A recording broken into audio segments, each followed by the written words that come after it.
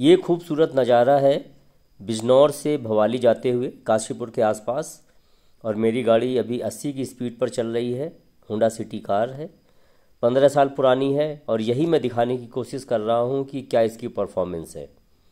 ये 90 प्लस पर आ गई है और तेज़ भी चल सकती है, लेकिन मैं स्पीड लिमिट का ध्यान रख रहा हूँ जो इस रोड के लिए प्रेस्क्राइब्ड है।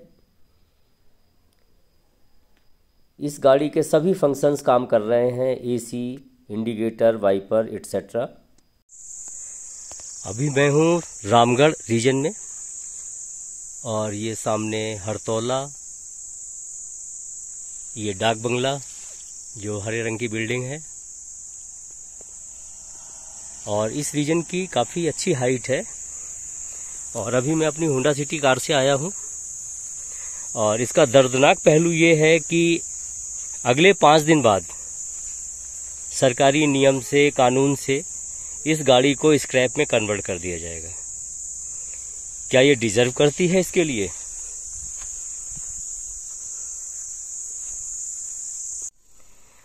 अभी मैं 6500 से करीब 6000 फीट की हाइट पर घूम रहा हूँ, जो भी यहाँ पर हाइट अबव सी लेवल है। और अभी इस घाटी में भी जाऊँगा जो तल्ला रामगढ़ है। और अभी मैं भवाली से आया हूँ जो 5600 फीट की हाइट पर है। उसके पहले मैं ग्रेटर नोएडा से आया था जो प्लेन है। और इन सब जगह ये गाड़ी बड़े मज़े से हमको ले जा रही है।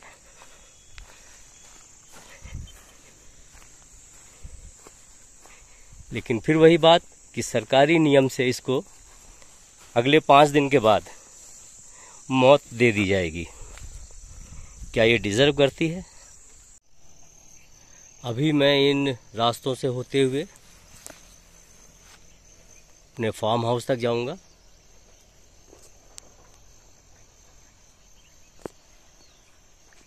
अभी थोड़ी देर बाद मैं यहाँ पहुँचूँगा। और ये एक रोड जा रही है नीचे की तरफ, इससे घाटी में होते हुए मैं तल्ला रामगढ़ तक जाऊंगा।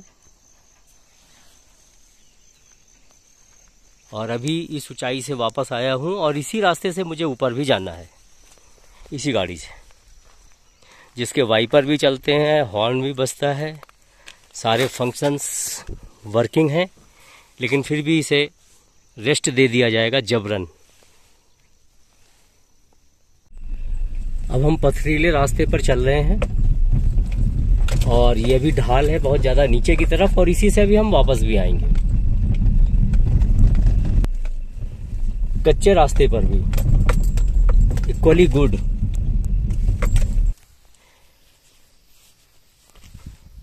इस गाड़ी को मैंने एसयूवी की तरह से ही यूज किया है ज़्यादातर बार, चाहे वो कच्चा रास्ता हो, ऑफ रोडिंग,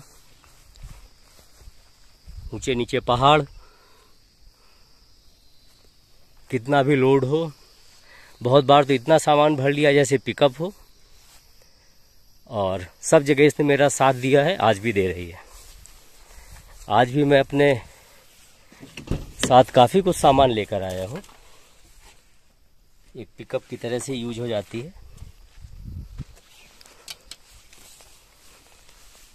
और अफसोस हो रहा है सरकार की नीतियों पर कि अगर उनका कुछ भी पैरामीटर है वो फिक्स करें कि भाई गाड़ी ऐसी होनी चाहिए, उसका इमिशन ऐसा होना चाहिए, ना कि ये कि उसकी एज कितनी हो जाए। किसी भी गाड़ी को किस तर्क पर हम डिस्कार्ड कर सकते हैं जब हमारे लिए वो खतरा बन रही हो? खतरा कब बनेगी? उसके अंजर पंजर ढीले हों, मैकेनिकल स्नैग ऐसा हो जो दूसरों के लिए खतरा बन जाए, या कार्बन उत्सर्जन ज़्यादा हो, उसमें पॉल्यूशन ज़्यादा कर रही हो। लेकिन इन सब का एज से क्या लेना देना? अगर कोई गाड़ी मेंटेन है, अच्छे से रखी जा रही है, तो उसका एज से क्या लेना देना? अगर एज के आधार पे ही चीज़ें खराब होती हैं तो जाकर देखो किसी हॉस्पिटल में, वो जो एक्सरे मशीन कितने साल पहले आई थी, काम भी नहीं कर रही है, उसको ऑब्सलीट करके कोई नई दे दो। रेलवे स्टेशन के प्लेटफॉर्म में जाकर देखो, जिन पाइप से सब लोग पानी पी रहे हैं वो कितने साल पहले लगाए गए थे। उसकी एज की लिमिट कोई नहीं है जिससे स्वास्थ्य जुड़ा हुआ है। एक गाड़ी जो कोई आदमी अच्छे तरीके से रख रहा है, मेंटेन है, चल रही है, वर्किंग है, चलती हुई गाड़ी को स्क्रैप में कन्वर्ट कर देने की पॉलिसी कहाँ तक जायज़ है। और मैं मतलब इतना दुखी हूँ इस बात को सोच के कि 5 दिन बाद ये गाड़ी जीरो हो जाएगी, इसकी मौत हो जाएगी। मैं कह नहीं सकता, ये एक तरह से मेरी फैमिली मेम्बर है। बहुत बार इसने मुझे बहुत बार क्या, हर समय इसने मेरा साथ दिया है, मेरी इज्जत बढ़ाई है, कहीं मुझे जाना होता है आराम से पहुंचा रही है। ये किस मामले में मेरे किसी बच्चे से कम है। जैसे बच्चे केयर करते हैं बड़ों की, ऐसे ही ये गाड़ी मुझे सुविधाजनक ढंग से आज तक ले जा रही है। मैं इसको कैसे बर्दाश्त करूं कि 4 दिन बाद 5 दिन बाद इसकी मौत हो जाएगी। कहीं ना कहीं पॉलिसी में बहुत बड़ी कमी है।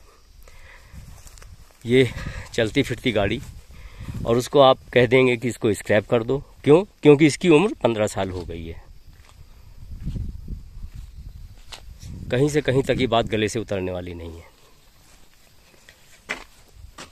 इस गाड़ी ने दुख में सुख में हर समय मेरा साथ दिया है। बहुत से मेरे पारिवारिक मैटर थे। मेरे चाचा जी लखनऊ में गुजर गए, फटाक से इस गाड़ी से हम वहाँ पहुँच गए। मेरे बिजनेस असाइनमेंट्स थे, सब जगह इसने पहुँचाया। आज मैं यहाँ रामगढ़ में काफ़ी कुछ अपना बिजनेस फैला रहा हूँ, कर रहा हूँ। हर जगह ये गाड़ी मुझे लेकर गई, कच्चे पक्के में भी, ऊंची नीची सब जगह गई, और आज भी जा रही है। तो कैसे मैं बर्दाश्त करूं कि 5 दिन बाद इस गाड़ी को आप कबाड़े में कन्वर्ट कर दो, किसी बूचड़ खाने में जाके इसको कटवा दो। कहीं ना कहीं सरकार को इसमें देखने की ज़रूरत है। आप पैरामीटर्स बनाइए कि गाड़ी की फिटनेस ऐसी होनी चाहिए, और उसके बाद गाड़ी चलने दीजिए। और ऐसे करके तो पता नहीं, मन में ये भी डाउट आता है कि आप किसका भला करने वाले हो। क्या कार कंपनियों का भला कर रहे हो, या जो आयरन इंडस्ट्री है जो टीन चद्दर बनाती होंगी उसके, उनका भला कर रहे हो, या किसका भला कर रहे हो, गॉड नोज। लेकिन कम से कम मेरा भला नहीं है।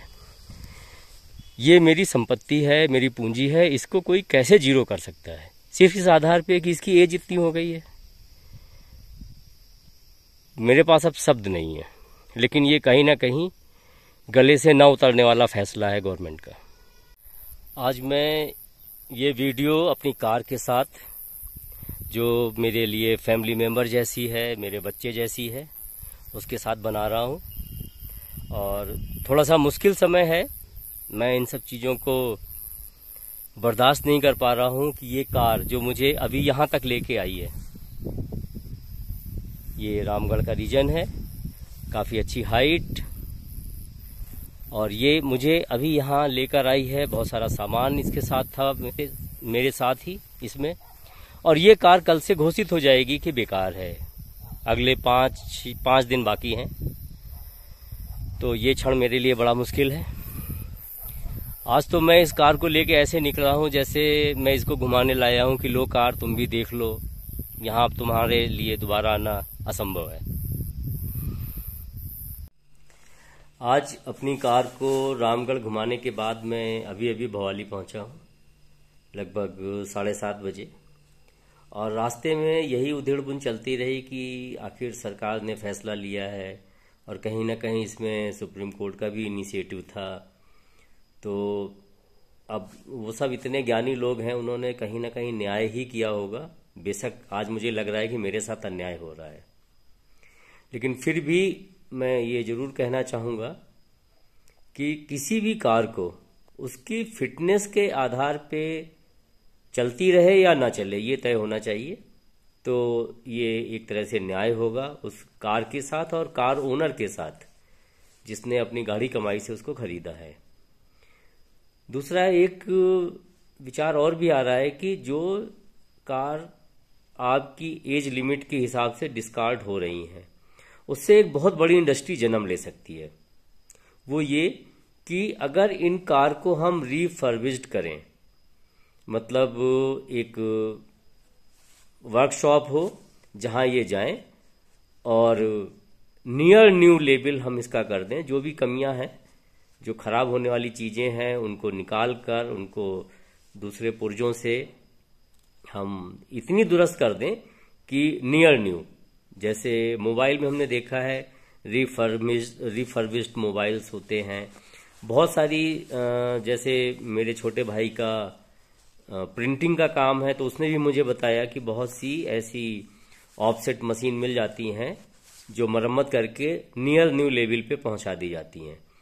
तो अगर इन कारों का एक ऐसा ही हम बाजार पैदा करें कि फर्बिश्ड करके, और उनको हम पूरी दुनिया में बहुत से ऐसे देश हैं जिन देशों में अभी हमारी फर्बिश्ड कार भी उनके लिए नई कार जैसी महत्वपूर्ण रहेगी, तो एक बहुत बड़ी इंडस्ट्री जन्म ले सकती है।